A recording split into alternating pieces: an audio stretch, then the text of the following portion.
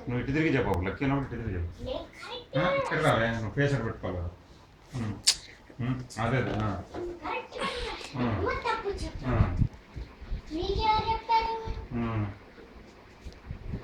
మా డాడీ చెప్పాడు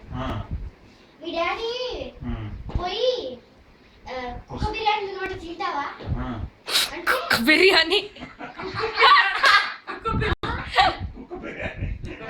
చికెన్ బిర్యానీ కుక్క బిర్యానీ అప్పుడు నేను అంటా మీ డాడీ వెళ్ళి హుసేన్ సాగర్ దూకమంటే దూకుతావా అంటే నేను దూకును నిన్ను దూకమంటా నన్ను దూకమంటే నేను